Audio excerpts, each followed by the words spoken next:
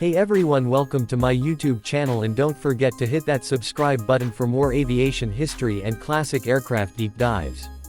Today we're taking a closer look at one of the most important transitional fighters in American military aviation history, the Lockheed P-80 Shooting Star, a jet that marked the United States' bold entry into the jet age. The Lockheed P-80 Shooting Star was the first operational jet fighter used by the United States Army Air Forces. Designed during the final years of World War II, the aircraft represented a dramatic leap forward in speed, technology, and combat capability.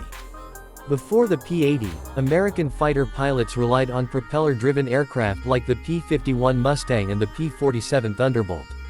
While those aircraft were highly effective, the rapid development of jet technology in Germany and Britain made it clear that the future of air combat would be powered by jet engines. The development of the P-80 began in 1943, when Lockheed's Advanced Development Division, famously known as the Skunk Works, was tasked with creating a jet fighter to counter the German Messerschmitt Me 262. Under the leadership of legendary engineer Clarence Kelly Johnson, the team moved at an extraordinary pace. In just 143 days, the prototype XP-80 was designed, built, and flown. The aircraft made its first flight on January 8, 1944, a remarkable achievement considering the complexity of early jet engine technology.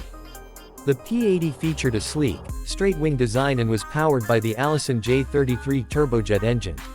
It could reach speeds of approximately 600 miles per hour, making it one of the fastest American aircraft of its time. The Shooting Star was armed with 6.50 caliber M2 Browning machine guns mounted in the nose, giving it formidable firepower.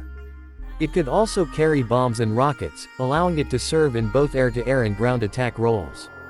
Although the P-80 was ready near the end of World War II, it arrived too late to see significant combat in that conflict.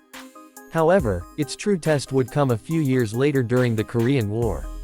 By 1950, the aircraft had been redesignated as the F-80 following the creation of the United States Air Force as a separate branch in 1947.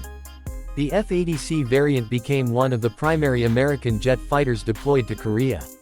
When the Korean War broke out in June 1950, the F-80 was among the first U.S. jet aircraft to enter combat. It initially faced propeller-driven North Korean aircraft and quickly demonstrated its superiority in speed and firepower. On July 3, 1950, F-80 pilots achieved one of the first American jet victories of the war.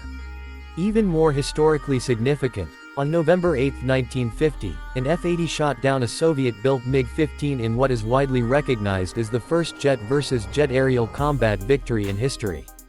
Despite these early successes, the F-80 soon encountered serious competition from the swept-wing MiG-15.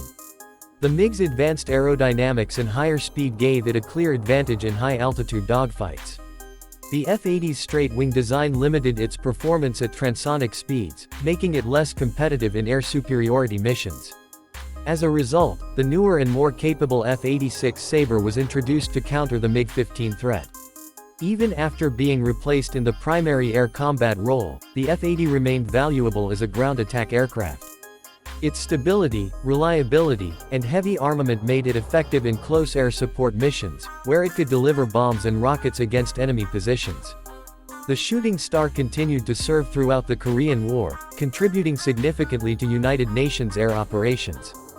Beyond its combat record, the P-80 Shooting Star played a crucial role in shaping post-war aviation. It helped the United States transition from piston-engine fighters to jet-powered aircraft, paving the way for more advanced designs in the 1950s and beyond. The aircraft also led to the development of the T-33 Shooting Star, a two-seat jet trainer that became one of the most widely used training aircraft in the world. Thousands of pilots from the United States and allied nations learned to fly jets in the T-33, extending the legacy of the original P-80 design for decades. In many ways, the Lockheed P-80 Shooting Star symbolizes the dawn of the American jet age. It may not have been the most advanced jet of its era by the time of the Korean War, but it was a pioneering aircraft that bridged two generations of aerial warfare. From its rapid development under wartime pressure to its historic jet-versus-jet combat achievements, the Shooting Star secured its place in aviation history. Thanks for watching and learning about the Lockheed P-80 Shooting Star. If you enjoyed this deep dive into early jet aviation, be sure to like, share, and subscribe for more fascinating stories from the skies.